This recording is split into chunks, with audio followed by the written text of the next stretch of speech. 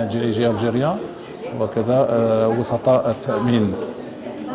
موضوع هذه السنة للطبعة الرابعة هو كيفية تسخير الذكاء الاصطناعي لخدمة سوق التأمينات وكذا حماية المعلومات الشخصية بالنسبة للزبائن بصفة عامة، يدخل في إطار قانون 1807 اليوم. بطبيعة الحال ما نقدروش نتصور سوق للتأمينات ولا عقود للتأمين بدون أن نتماشى مع العصر ونتماشى مع ما يتطلبه الواقع. اليوم الذكاء الاصطناعي يجب أن يكون في كل المجالات وبالأخص في مجال التأمينات. بطبيعة الحال راح يسهل أمورات عدة من بينها اكتتاب عقود التأمين، تسيير كل ما يحوم حول الحوادث، حوادث تعويضات وما شابه ذلك، وأمورات كثيرة اللي راح تمد دفعة قوية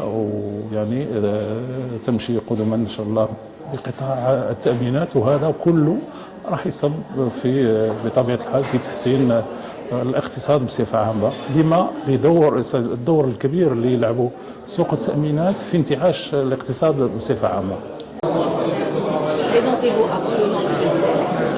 احنا شركة البيزوري، شركة استشارات قانونية ومحاماة.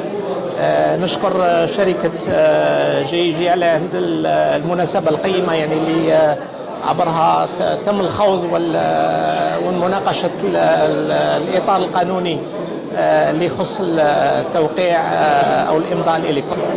كما قلنا تحديات العصر الجديد كانت تستوجب علينا الخوض واستعمال حلول الرقمنة والحلول التي جسدتها السلطات العمومية من أجل تسهيل حياة المواطن، أو من أجل أيضا رفع التحديات الاقتصادية وتحديات العصر الجديد. تكلمنا اليوم على التوقيع أو الإمضاء الإلكتروني.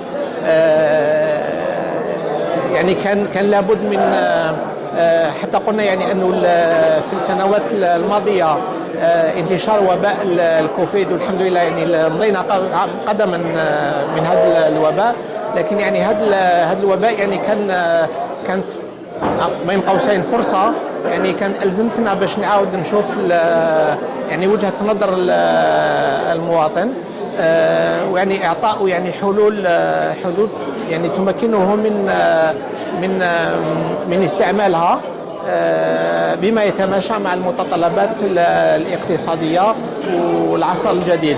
الآن الشيء اللي راهو خاص الآن، اللي راهو ينقص الآن هي حث المواطن وتكلم معه وباش نشجعوه على استعمال هذه الحلول، ونقولوا له الآن الحمد لله الجزائر عندها قائمة من القوانين اللي تحمي حقه من حيث المعطيات الشخصية ومن حيث